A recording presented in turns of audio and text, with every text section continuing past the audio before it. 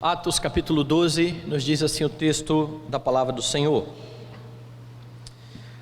Por aquele tempo mandou o rei Herodes prender alguns da igreja para os maltratar, fazendo passar a fio de espada a Tiago, irmão de João. Vendo ser isto agradável aos judeus, prosseguiu e prendendo também a Pedro, e eram os dias dos pães asmos.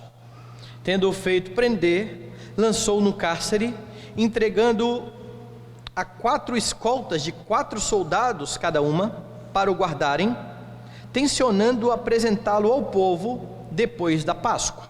Vamos lá para o versículo 20.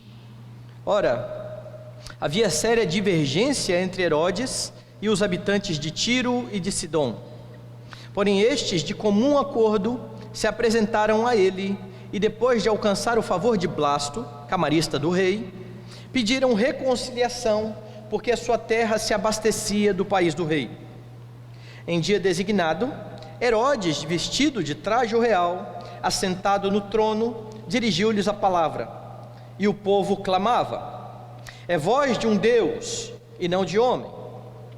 No mesmo instante, um anjo do Senhor feriu, por ele não haver dado glória a Deus, e comido de vermes expirou. Entretanto, a palavra do Senhor crescia e se multiplicava. Barnabé e Saulo, cumprindo a sua missão, voltaram de Jerusalém, levando também consigo a João, apelidado Marcos. Vamos orar nesse instante, vamos pedir ao Senhor que venha abençoar a nossa vida e venha falar ao nosso coração por meio da palavra que foi lida e que será pregada nesse momento. Vamos orar. Curve então a sua cabeça. Senhor, nós bendizemos e exaltamos o teu nome, gratos por essa noite em que podemos nos reunir para exaltar, ó Deus, a tua majestade e a tua glória. Noite em que podemos nos reunir com os nossos irmãos, cantar louvores, prestar o culto devido ao seu nome, e ó Deus, ouvir a instrução do Senhor que fala por meio da palavra. Pai Santo, que o Senhor venha, ó Deus, falar ao nosso coração nesse instante, para a tua própria glória e para o teu louvor. Em nome de Jesus que nós oramos e agradecemos. Amém. Meus irmãos, no último sermão que nós ouvimos, antes de interromper essa série em Atos dos Apóstolos, nós estávamos no capítulo 11, e lá no capítulo 11 nós vimos que com o anúncio da fome que viria a assolar toda a terra, por meio do profeta Ágabo, a igreja decidiu fazer uma oferta, ajuntar uma oferta para os crentes da Judeia, e para esse encargo de levar essas ofertas para os crentes da Judeia, eles separaram Barnabé e Saulo. Veja aí, é isso que está no versículo de número 30 do capítulo 11.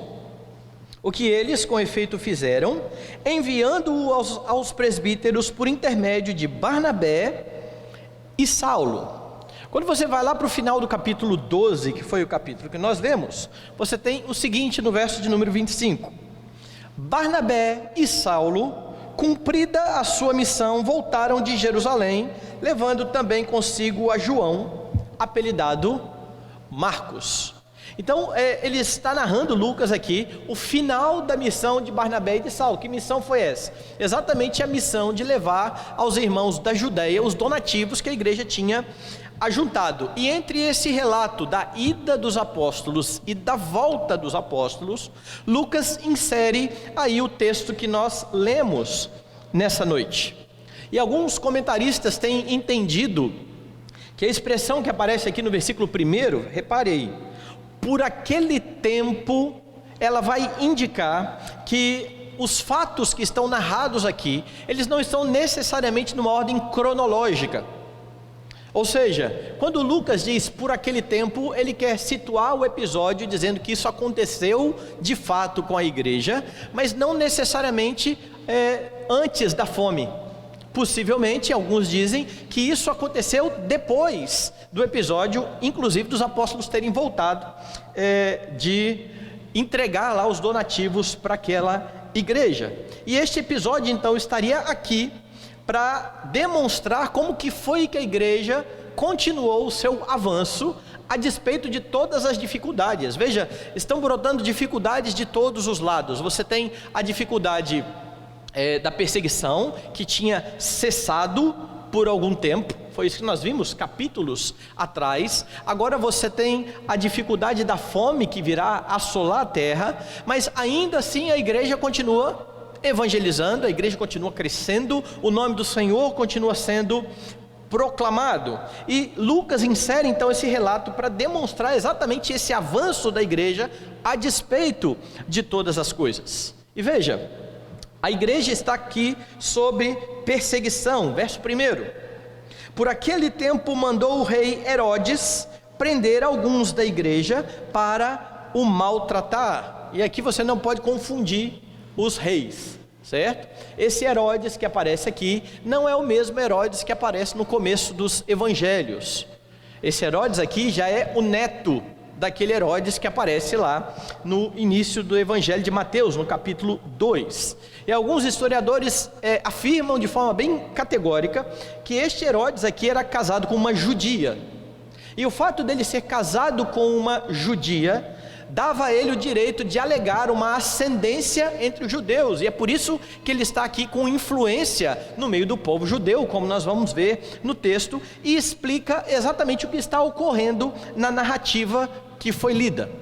Então você verá a partir desse texto como foi o avanço da igreja. Você percebe nesse texto que a igreja avança a despeito de toda a perseguição. Isso está nos 4 primeiros versículos que eu li aqui no início.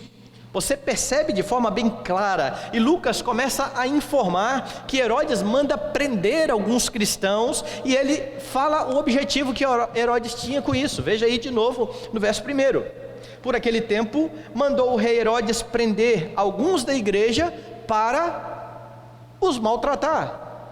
É esse o objetivo de Herodes aqui. A intenção é bem clara, e Lucas vai dizer que essa perseguição é a perseguição que vai dar origem ao martírio de um apóstolo. O apóstolo Tiago está aí no versículo 2, veja: fazendo passar a fio de espada a Tiago, irmão de João.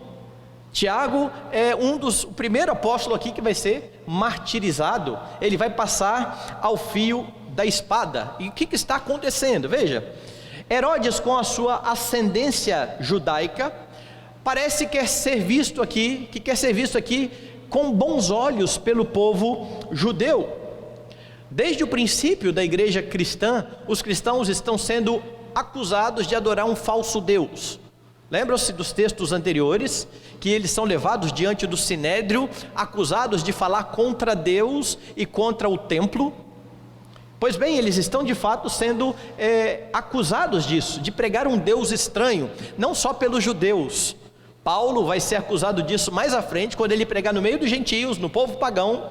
Quando ele termina o seu sermão, eles vão perguntar: quem é este aí? Esse aí parece um pregador de falsos deuses.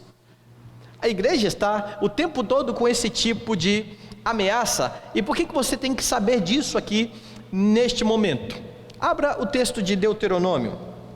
Você está aqui em meio aos judeus. Você tem Herodes também com ascendência de judeus. E lá no livro de Deuteronômio, no capítulo de número 13, você vê que existe uma lei dada por Deus para o caso de deuses estranhos serem pregados no meio do povo de Israel. O que ocorreria se o povo de Israel seguisse após deuses estranhos? Então você vai no capítulo 13 e vê que a partir do verso de número 12, o texto diz assim: quando em alguma das tuas cidades que o Senhor teu Deus te dá para ali habitares, ouvires dizer que homens malignos saíram do meio de ti e incitaram os moradores da sua cidade, dizendo: vamos e sirvamos a outros deuses que não conheceste, então inquirirás, investigarás e com diligência perguntarás. E eis que, se for verdade, e certo que tal abominação se cometeu no meio de ti, Então certamente ferirás a fio de espada os moradores daquela cidade, destruindo-a completamente, e tudo o que nela houver, até os animais. Então veja que o que está acontecendo no Novo Testamento é algo que está previsto lá na lei pelo próprio Senhor. Se levantar alguém no meio do povo de Israel, em alguma das cidades que Deus está dando para Israel, e começar a conduzir o povo a falsos deuses, vocês vão montar um inquérito, um processo, vão investigar, vão perguntar: isso foi fato? Isso aconteceu? Toda a cidade passará a fio de espada. Então você volta lá para o texto de Lucas, e ele está falando que Herodes aqui passa ao fio da espada o apóstolo Tiago. Veja o versículo 13: vendo ser isto agradável aos judeus. Os judeus estão aqui agora vibrando com a atitude de Herodes, afinal de contas ele está cumprindo a lei. O problema é que não há processo, não há inquérito, não há questionamento, não há pergunta, e não há uma cidade sendo passada a fio da espada. Você tem um homem sendo passado ao fio da espada, que é o apóstolo Tiago. Então Herodes está olhando para tudo isso, fazendo isso, e ele percebe que essa sua atitude faz com que os judeus comecem a olhar com bons olhos para ele. O seu ibope está aqui aumentando entre os judeus, e o que ele faz? Veja o verso 3: vendo ser isto agradável aos judeus, prosseguiu, prendendo também a Pedro. E eram os dias dos pães asmos. Herodes agora pega aquele que é agora, nesse início da igreja, o principal entre os apóstolos, aquele que mais aparece. Você vai ver que até então você tem Pedro à frente do corpo apostólico, e é exatamente em cima de Pedro que Herodes vai e prende aquele homem. Então ele mata Tiago, prende a Pedro nesse momento aqui de grande aflição para a igreja cristã. E você nota algo importante aqui. Você nota a hipocrisia da religião judaica. Porque um homem foi morto sem processo, sem inquirição, sem observar nada do que a lei dizia. A lei dizia de fato: se um Deus estranho for pregado, que haja todo o processo, e se isso for verdade, que seja morto. Um homem é morto. Eles estão cumprindo a lei, entre aspas. Um outro apóstolo é preso, é perseguido. Mas veja o que o texto diz. Lucas faz questão de falar a respeito de um detalhe no final do verso 3: e eram os dias dos pães asmos. O que eram os dias dos pães asmos? Você lembra do Antigo Testamento, Deus deu a festa dos pães asmos, dizendo que o povo deveria retirar de casa todo o fermento. Isso uma preparação para a Páscoa. A Páscoa era a cerimônia onde eles iriam comemorar a libertação do cativeiro, onde Deus com mão forte tirou os judeus e os estava levando agora para uma nova terra. Então, para essa preparação, eles tiravam todo o fermento de suas casas, pois o fermento ali simbolizava a impureza, o pecado. Então eles deveriam se purificar diante de Deus. Lucas está dizendo aqui: Herodes prendeu a Pedro, e ele prendeu a Pedro exatamente nos dias dos pães asmos. Agora veja o verso de número 4: tendo-o feito prender, lançou-o no cárcere, entregando-o a 4 escoltas de 4 soldados cada uma, para o guardarem, tencionando apresentá-lo ao povo depois da Páscoa. O povo ia lá, ia cumprir todo o seu rito, iria dizer que estava se santificando, iria tirar o fermento de suas casas, mas estava cometendo injustiças, mas estavam perseguindo a igreja do Senhor. E aqui você vê a hipocrisia que você já pode ter visto lá no julgamento do Senhor Jesus, quando eles entregam a Jesus, a autoridade devolve Jesus aos judeus e diz: julgue segundo a lei de vocês. E a resposta dos judeus é: a nós não é lícito matar ninguém. Ou em outras palavras, nós não podemos matar, dá um jeito nesse homem para nós. Hipocrisia. Ao mesmo tempo que eles dizem servir a Deus, honrar a Deus, eles estão procedendo de uma maneira perversa e pior, contra a própria igreja do Senhor.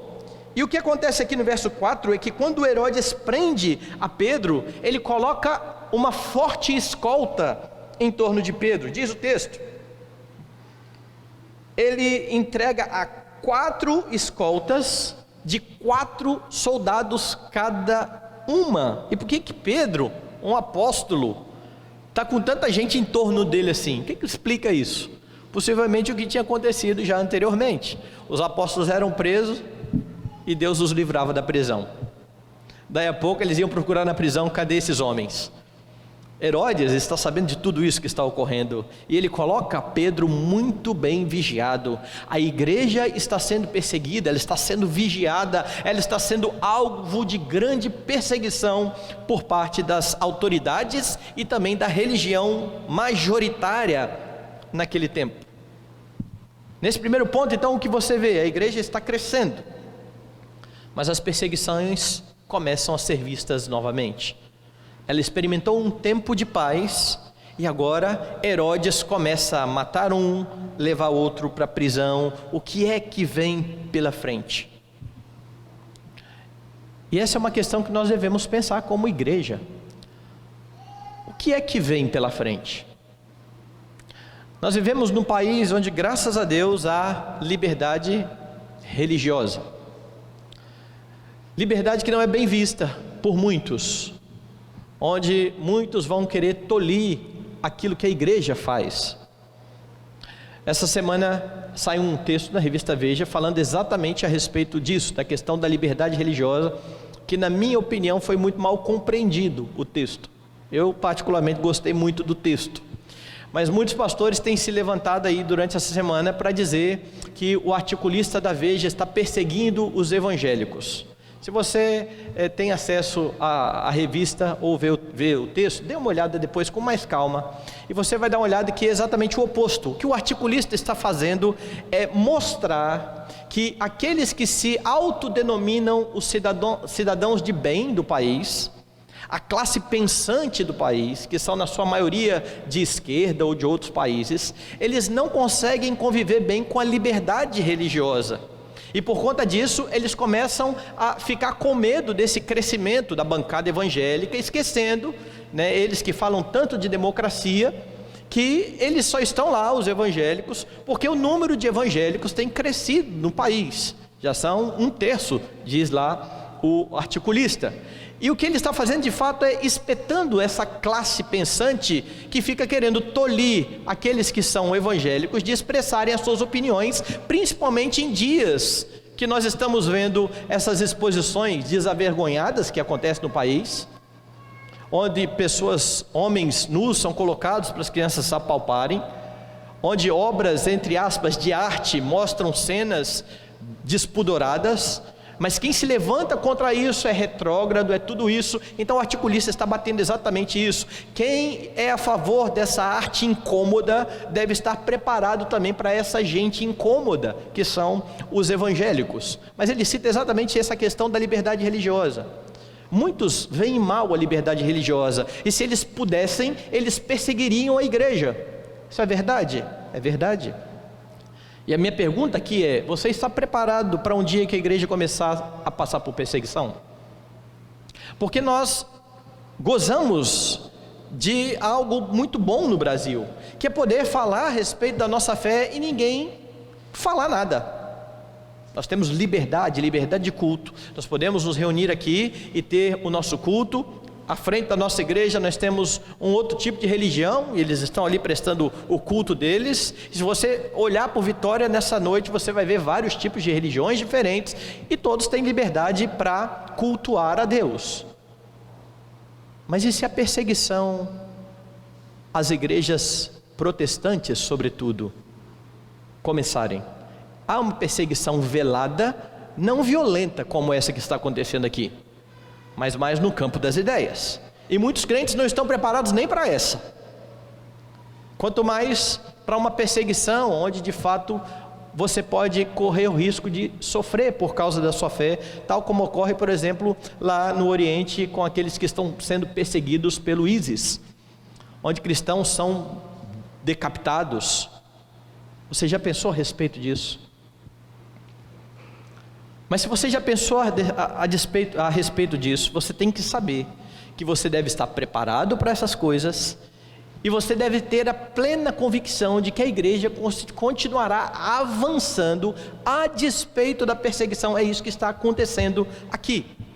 E razões para perseguição, elas podem ser bastante variadas. Aqui no nosso texto você vê os judeus, que são a religião aqui, pelo menos majoritária nessa região, que estão vendo os cristãos, aqueles que são do caminho, como uma religião que se opõe a deles. Eles não estão satisfeitos com os cristãos. É uma seita que está se proliferando aí no nosso meio. Eles não estão satisfeitos, porque a mensagem da igreja confrontava a mensagem da religião judaica. A mensagem da igreja dizia que tudo aquilo que os judeus esperavam se cumpria em Jesus Cristo, o Redentor, mas eles não queriam saber de Jesus Cristo. Os cristãos não param de falar, eles continuam anunciando a Cristo, porque a igreja vai avançar por causa do anúncio de Cristo. Não cesse de falar de Cristo, ainda que venha a perseguição. Não tema, Jesus disse isso aos seus discípulos no capítulo 10 de Mateus.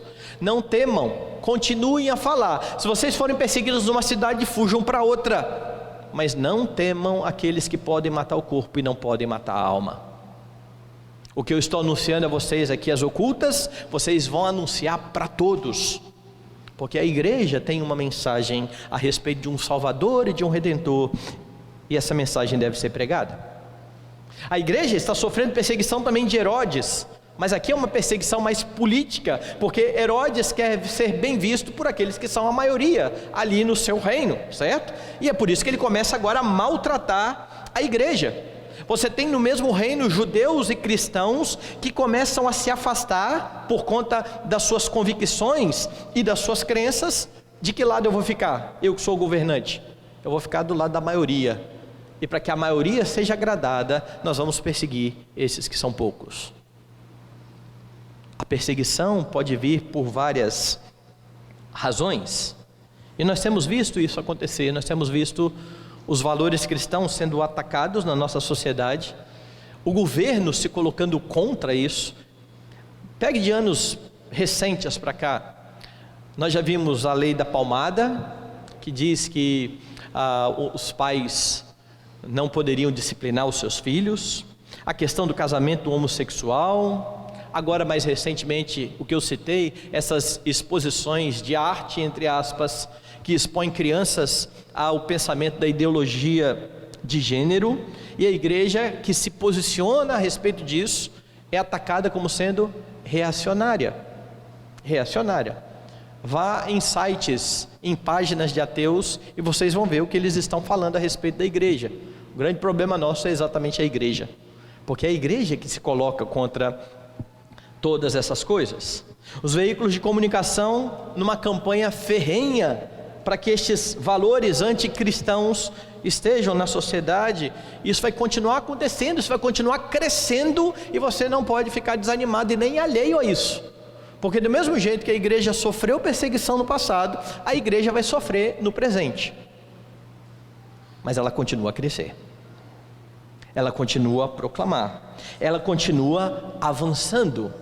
E as provações, elas têm um caráter didático. Ela faz com que a igreja olhe para o seu Senhor. E é exatamente isso que está acontecendo aqui. E você vê que a igreja então avança, no segundo ponto do texto, sob o cuidado do Senhor. Isso está do verso 5 até o verso de número 18. A igreja avança sob o cuidado do Senhor. Ela está enfrentando perseguição. Tiago foi morto, Pedro, o líder, agora está preso. E agora o que nós vamos fazendo? O que nós vamos fazer? A igreja está dependente do Senhor. Pedro está preso, a igreja não está desesperada. O que a igreja está fazendo? A igreja está em incessante oração a favor de Pedro. Veja o verso 5. Pedro, pois, estava guardado no cárcere, mas havia oração incessante a Deus por parte da igreja a favor dele. Não é interessante? A igreja não está dizendo: Senhor, tira Herodes, nós precisamos de um governador melhor do que esse. Senhor, guarde a Pedro. A igreja não está desesperada porque há um ímpio no poder. A igreja não coloca a sua esperança achando: Deus, por que o Senhor não levanta alguém crente para colocar nesse império? Mas a igreja está orando, dependente do Senhor, por Pedro, para que Deus fortaleça a Pedro.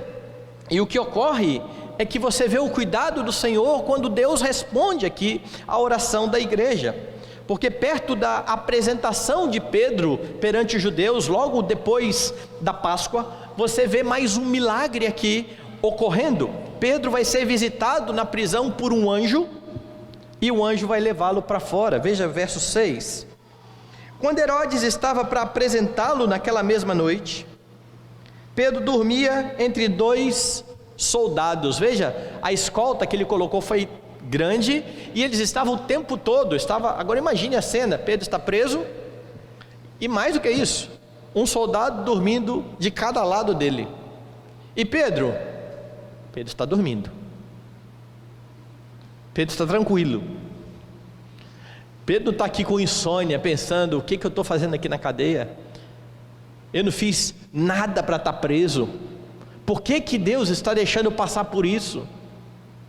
Pedro está dormindo. E o que acontece aqui? Veja: acorrentado com duas cadeias e sentinelas à porta guardavam o cárcere. Dois dormindo com ele, sentinelas à porta, cadeias, correntes, e Pedro está descansando.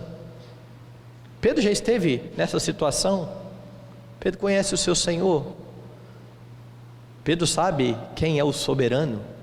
A igreja está orando. Verso 7. Eis, porém, que sobreveio um anjo do Senhor, e uma luz iluminou a prisão, e tocando ele o lado de Pedro, o despertou, dizendo: levanta-te depressa. Então as cadeias caíram-lhe das mãos. Disse-lhe o anjo: cinge-te e calça sandálias. E assim o fez. Disse-lhe mais: põe a capa e me siga. E você parece que pode lembrar aqui do Salmo de número 3, certo? Com Pedro: deito e logo pego no sono, acordo porque o Senhor me sustenta. E literalmente ele está acordando aqui, sendo acordado pelo Senhor, por meio de um anjo. Pedro não está nem discernindo o que está acontecendo ainda. Veja no versículo de número 9. Então saindo, os seguia, não sabendo que era real o que se fazia por meio do anjo. Parecia-lhe antes uma visão. Pedro tinha experiência com visões. Lembra que ele viu o lençol descendo naquela experiência antes de ir para lá? Pedro não sabe nem o que está acontecendo de verdade, se é real ou isso não é real, isso está acontecendo ou isso não está acontecendo. Ele só se dá conta do livramento quando ele se afasta daquele lugar e vê que ele está na rua, ele está liberto. E aí então ele reconhece o milagre do Senhor. Volte seus olhos para o texto, veja se não é isso que está aí, verso 10. Depois de terem passado a primeira e a segunda sentinela, chegaram ao portão de ferro que dava para a cidade, a qual se lhes abriu automaticamente. Então a ideia aqui é de fato que o portão, e ele nem tinha o controlezinho, certo? Ele chega e a porta abre automaticamente, e saindo enveredaram por uma rua, e logo adiante o anjo se apartou dele. Então Pedro, caindo em si, disse: agora sei verdadeiramente que o Senhor enviou seu anjo e me livrou da mão de Herodes e de toda a expectativa do povo judaico. Ele reconhece de imediato: Deus fez mais um milagre, Deus me livrou de Herodes e da expectativa do povo judaico. Deus me livrou da grande autoridade do reino, e Deus me livrou daquilo que a religião judaica queria que ocorresse com ele. Deus cuida do seu povo. Deus não está alheio àquilo que se passa com o seu povo quando ele está padecendo essa perseguição. E aí depois disso Deus vai até aqueles irmãos que estão lá orando. Veja que as coisas estão acontecendo concomitantemente, ao mesmo tempo. Enquanto Pedro está tendo toda essa experiência lá do milagre na prisão, a igreja, por outro lado, incessantemente está orando, está pedindo a Deus em favor de Pedro, e acontece algo bastante curioso aqui. Veja o verso 12.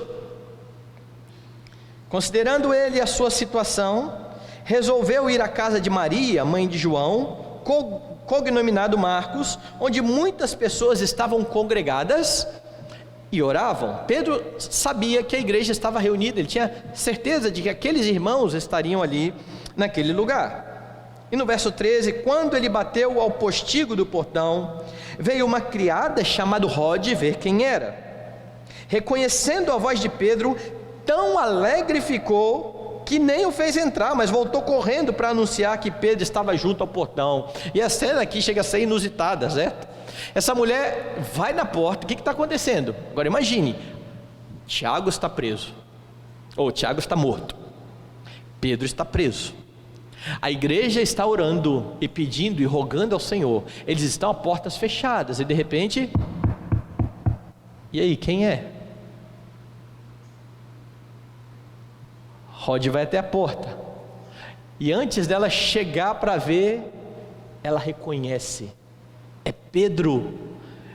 Ela está alegre, Deus está respondendo a oração da igreja. Ela larga Pedro para lá e volta, e Pedro fica lá do lado de fora, e ela se apresenta então aos irmãos. Veja lá, verso 15, eles disseram: estais louca.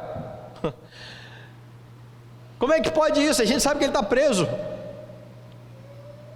não é possível que isso está acontecendo. Ela, porém, persistia em afirmar que assim era. Então disseram: é o seu anjo. Isso aqui tem que ser entendido, certo? Havia uma crença entre os judeus, e com isso o registro da crença por parte de Lucas não quer dizer que era uma crença correta, mas havia uma crença por parte de judeus de que anjos da guarda acompanhavam as pessoas. Se Pedro está preso, quem está ali na porta? Só pode ser o anjo de Pedro. Com isso, Lucas não está dizendo: você tem um anjo da guarda. Ele só está relatando, lembre-se que é um relato daquilo que está acontecendo e de como os discípulos estão reagindo a toda essa circunstância. É o seu anjo. Volte lá para o texto. Entretanto, Pedro continuava batendo. Então eles abriram, viram-no e ficaram atônitos. Ele, porém, fazendo-lhe sinal com a mão para que se calassem, contou-lhes como o Senhor o tirara da prisão, e acrescentou: anunciar isto a Tiago e aos irmãos. E saindo, retirou-se para outro lugar. Sendo já dia, houve não pouco alvoroço entre os soldados sobre o que teria acontecido a Pedro. Agora, eles que estão espantados e duvidando lá daquela mulher, eles ouvem a Pedro, eles abrem a porta, eles estão felizes, e Pedro tem que: calma, deixa eu explicar. Ele conta que Deus o livrou e diz: anunciem a Tiago, não se confunda, esse não é o Tiago que morreu. O Tiago que morreu ao fio da espada foi o Tiago apóstolo, aquele que estava lá na transfiguração, Pedro, Tiago e João. O Tiago a quem eles mandam avisar aqui é o Tiago que vai estar à frente da igreja no concílio do capítulo 15, o Tiago, irmão do Senhor Jesus, que vai escrever também a epístola de Tiago que nós temos. Então não acho que há contradição no texto e nem coisas fora de ordem, não, são duas pessoas distintas, certo? Com o mesmo nome. Aqui, vá lá e anuncie a Tiago. E os guardas estão lá desesperados: o que foi que aconteceu? Cadê aquele homem que está aqui preso? E o episódio aqui, essa parte do episódio nos mostra exatamente isso. A igreja está avançando porque o Senhor cuida da igreja. O Senhor tem compromisso para com a sua igreja, e a igreja não estava desesperada porque ela sabia disso. Apesar de não ter muito acreditado no início, a igreja está orando e sabe que o Senhor pode ouvi-los. A quem que você recorre nas provações? Como é que você se porta diante das provações? A igreja poderia de fato entrar aqui num desespero sem tamanho. Havia circunstância para isso. Quem vai ser o próximo? Quem vai ser preso agora? Será que vai ser como nos dias de Paulo, quando as nossas casas eram invadidas, éramos levados, maltratados? Será que vai começar tudo de novo? Você não percebe no relato de Lucas esse tipo de questionamento? Mas às vezes nós, irmãos, quando passamos por circunstâncias adversas, ao invés de recorrermos a Deus, nós queremos recorrer a várias outras coisas e buscamos conforto, auxílio, segurança em vários outros locais, esquecendo que o nosso socorro está no Senhor. A quem você recorre quando vem a má notícia, quando vem a tribulação, quando as coisas parecem sair do controle? Como eu citei aqui a pressão que a igreja tem sofrido no país, eu vou lembrar de novo, às vezes nós estamos colocando a nossa esperança em homens. Ano que vem tem eleição, certo? Ano que vem. Já estamos aí com mais um Messias, literalmente, certo? Bolsonaro é a solução, e eu não quero falar de política nem contra e nem a favor, certo? Estou falando que literalmente que o nome dele é Jair Messias Bolsonaro, e não é que já estão fazendo dele um Messias? Isso não é novidade. Marina já foi Messias, Lula já foi Messias, Collor já foi Messias, e cada um dos governantes que entram e saem já foram vistos pelo povo como a solução para a nossa vida.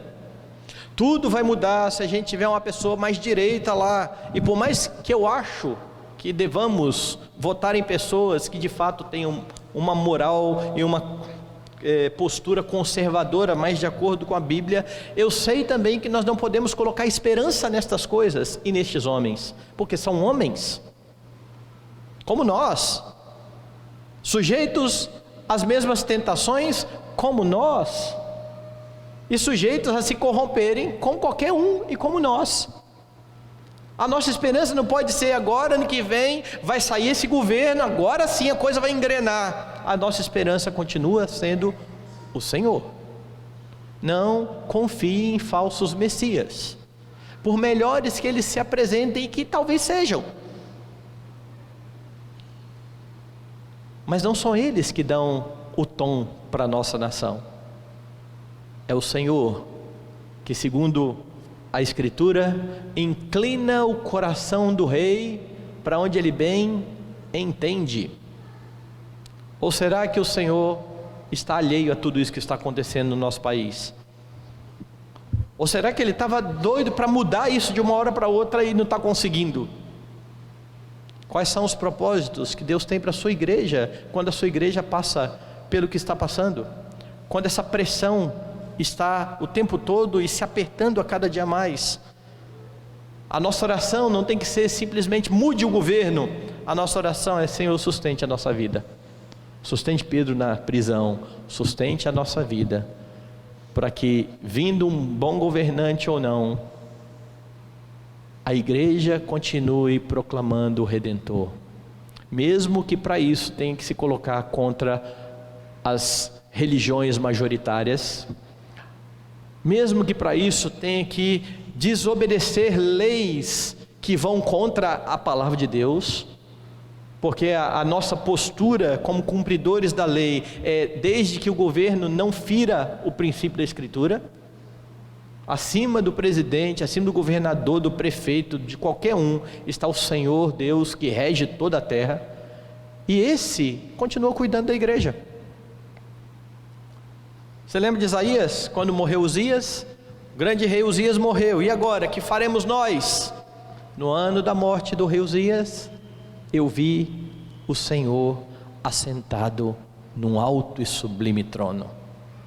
O que Isaías está dizendo é: não se preocupe, Uzias morreu, mas Deus continua no mesmo lugar, e Ele cuida de você, e Ele cuida da sua igreja, e é por isso que a igreja continua avançando, a despeito de toda a perseguição que está acontecendo aqui em Atos dos Apóstolos. Deus não está alheio ao seu sofrimento particular. Deus sabe o que se passa no seu coração. Deus sabe as dores da sua alma.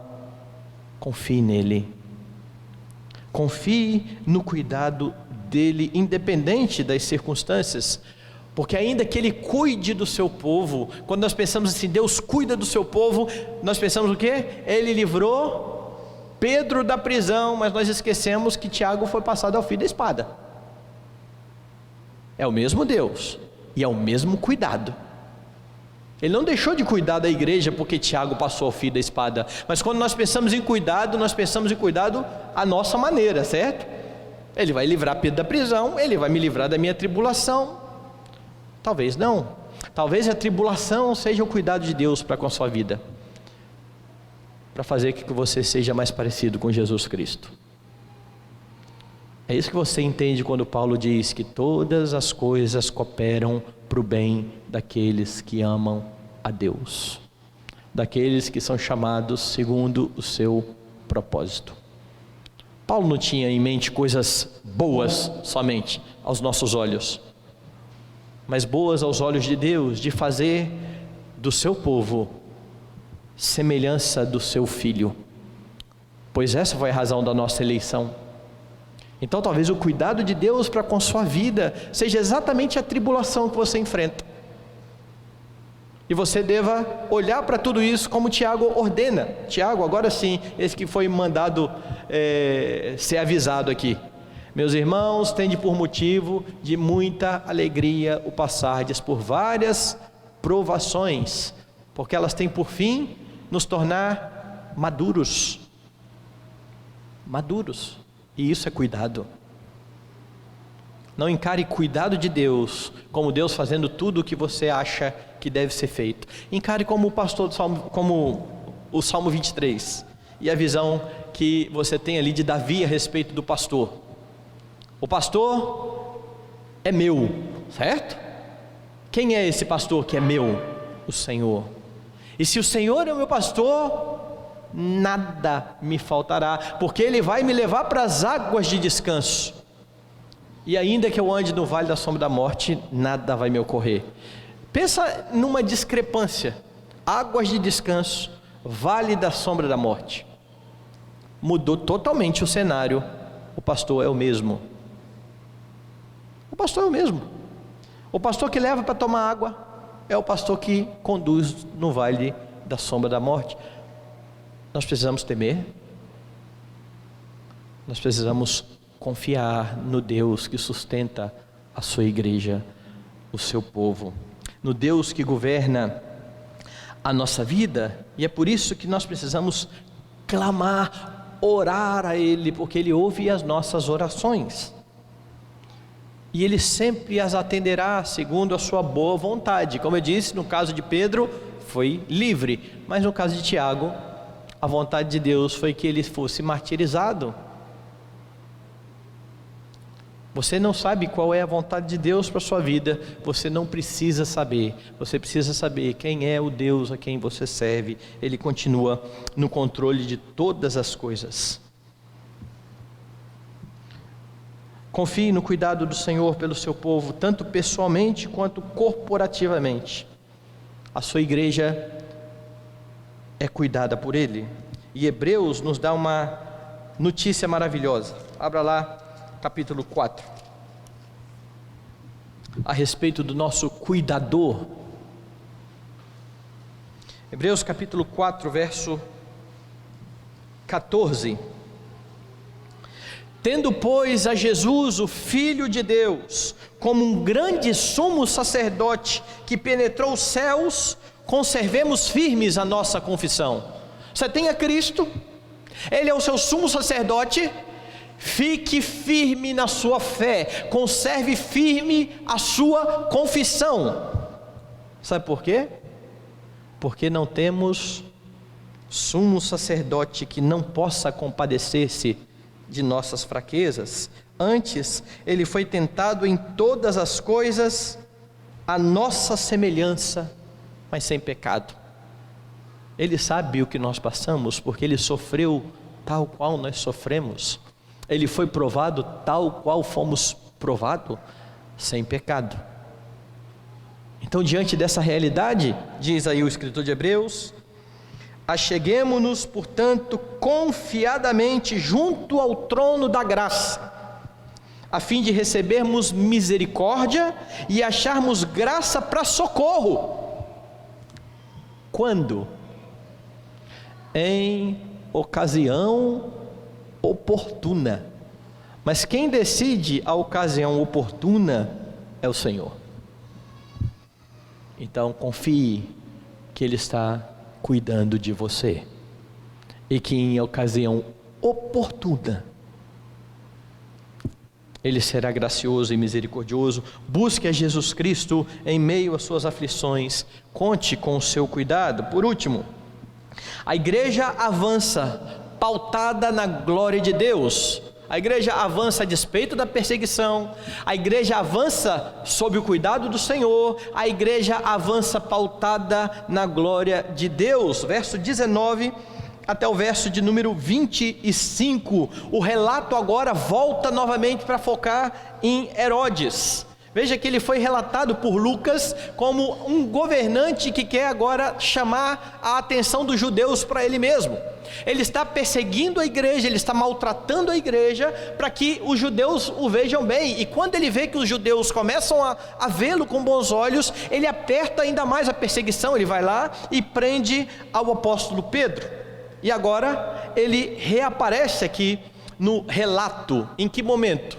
Ele está procurando Pedro. Lembra? Ele tinha prendido Pedro e ele vai agora apresentar Pedro ao povo depois da Páscoa. Os judeus já foram lá, já fizeram as suas celebrações, já cumpriram a sua obrigação religiosa e hipócrita, e agora Herodes vai apresentar a Pedro diante deles. Só que o que acontece? Verso 19: tendo-o procurado e não o achando, submetendo as sentinelas a inquérito, ordenou que fossem justiçadas. E descendo da Judéia para Cesareia, Herodes passou ali algum tempo, ou seja, ele pune com morte os guardas, todos os guardas, que ele tinha colocado supervisionando o apóstolo Pedro. E ele então se retira, e o verso 20 Lucas nos mostra aqui uma rivalidade que há entre Herodes e os habitantes de Tiro e Sidom, que todos estão sob aqui o seu reino. Veja lá. Ora, havia séria divergência entre Herodes e os habitantes de Tiro e Sidom. E a ideia do texto aqui havia raiva de Herodes contra Tiro e Sidom. Porém estes, os habitantes de Tiro e Sidom, de comum acordo se apresentaram a Herodes, e depois de alcançar o favor de Blasto, camarista do rei, pediram reconciliação, porque a sua terra se abastecia do país do rei. Ou seja, eles não gostavam de jeito nenhum de Herodes, mas eles dependiam das terras de Herodes para abastecer-se. Nós não sabemos aqui as razões dessa disputa, dessa raiva, mas nós somos informados aqui de que procura haver uma reaproximação por conta do abastecimento que há no país. E aqui então, em meio a esse relato, Lucas vai falar a respeito da loucura de Herodes. Aquele Herodes que está fazendo com que o povo olhe com bons olhos para ele. O que acontece no verso de número 21? Em dia designado, Herodes, vestido de trajo real, assentado no trono, dirigiu-se à palavra com toda a pompa e com toda a circunstância. Estão ali os seus súditos. Estão ali aqueles que estão vendo Herodes com bons olhos. Esse é o homem que persegue a religião que é contra nós. Esse é o governante que nós precisamos. Todos então estão ouvindo este homem falar, E o que o povo faz? Verso 22: e o povo clamava: é voz de um Deus e não de homem. Herodes está sendo adorado como Deus. Herodes busca glória para si mesmo. Herodes busca exaltação para o nome da sua glória. E isso diante de todo o povo que diz: está aí um Deus e não homem. Ele aceita toda aquela adoração. Veja, Herodes conhecia a lei dos judeus. Ele sabia que Deus não divide a sua glória, mas ele está aceitando a adoração aqui por parte do povo, e Deus então julga esse homem imediatamente, no mesmo instante. Ou seja, o povo diz: é Deus e não é homem. Ele aceita aquilo ali, e no mesmo instante um anjo do Senhor o feriu, por não haver dado glória a Deus, e comido de vermes expirou. Agora você imagina a cena, diante de todo o povo. Aquele que o povo está olhando é um Deus, é agora comido de vermes. E não é interessante como Deus, no decorrer da história, julga os falsos deuses e os idólatras? Lembra-se do bezerro de ouro? Deus liberta o povo, Deus agora está dando a sua lei, o povo adora o bezerro. Moisés desce, chega lá no acampamento, aqueles homens estão diante do bezerro.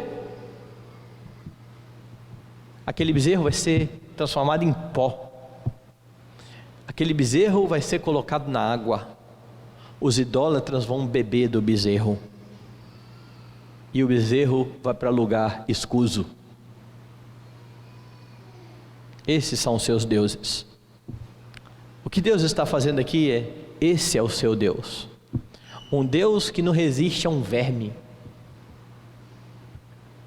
É nesse aí que vocês estão colocando a sua confiança.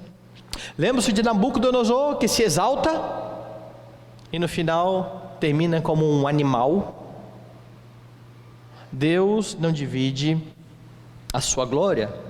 E aquele que está aqui tentando perseguir a igreja é morto pelo dono da igreja. E é preciso lembrar aqui do que Jesus falou para Paulo lá no caminho de Damasco: Paulo, ou Saulo, Saulo, por que me persegues? Herodes não estava perseguindo a igreja, Herodes estava contra o Senhor da igreja. E dura coisa é se colocar contra o Senhor da igreja. Ele morre.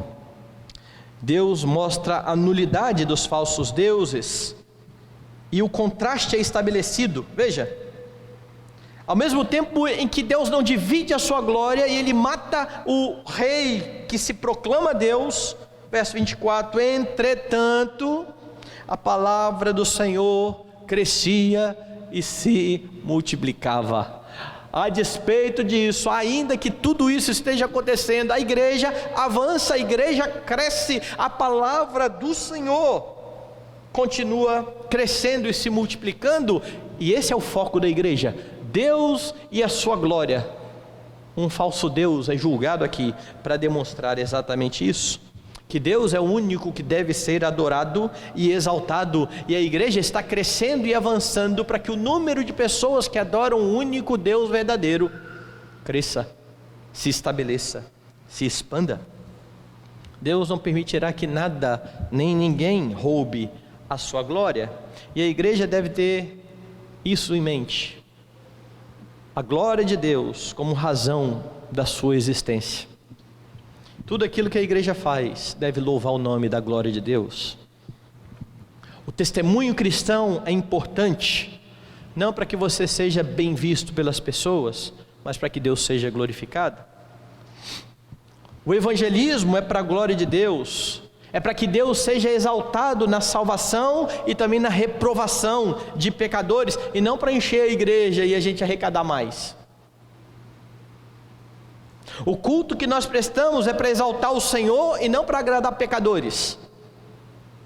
E não para que as pessoas que vão na igreja saibam que o culto aqui é melhor, o culto aqui é pior, eu gosto assim, eu gosto assado. É para a glória de Deus. A pregação é para que a glória do Senhor seja vista em tudo aquilo que Ele revelou acerca de si mesmo, e não para amaciar ego de pecadores. Mas quando ela é feita para a glória de Deus, ela exorta, ela repreende, mas ela também consola, ela dá esperança, ela nos motiva, ela nos dá alegria, ela nos traz paz, mas ela tem que ser para a glória de Deus. Tudo o que a igreja faz deve louvar o nome da glória de Deus, e tudo o que você faz deve refletir essa glória. Quer comais, quer bebais ou façais outra coisa qualquer, fazer isso para a glória de Deus. Você existe para isso, e esse texto está mostrando de forma muito clara que Deus não dividirá a sua glória. É por essa razão que você não pode exaltar a si mesmo nas suas conquistas. A glória é de Deus. Nós vimos isso hoje pela manhã. O foco é Jesus, e Ele é o centro de todas as coisas. Nós atribuímos a Ele tudo aquilo que fazemos, tudo aquilo que nós somos, tudo aquilo que nós vamos ser, porque dele, por Ele, por meio dele, para Ele são todas as coisas. É por essa razão que a igreja não exalta homens, não exalta líderes. Eles são servos, usados por Deus para edificação da igreja, pecadores, usados por um Deus glorioso para que o seu povo seja edificado e cresça dia a dia no conhecimento dele. Deus é exaltado quando o seu Filho Jesus Cristo é proclamado por meio da palavra, quando a sua obra é vista e é crida, quando pecadores se rendem aos pés do bendito Redentor que consumou toda a salvação para a glória de Deus Pai. A igreja avança tendo como meta a glória de Deus, e o capítulo 12 de Atos nos mostra então que a igreja vai continuar avançando. Ela passa por dificuldades, sim. Você passa por dificuldades, sim, e continuará passando. Mas a igreja avança a despeito da perseguição. Da mesma forma que Jesus foi perseguido pela religião da época, pelos fariseus, e continuou avançando em seu ministério até a sua obra de redenção. A igreja avança sob o cuidado do Senhor, o mesmo cuidado que o Pai teve com o seu Filho em todos os momentos de sua vida. E isso não quer dizer que não tenha havido momentos de provação para Jesus Cristo, e Ele as relata.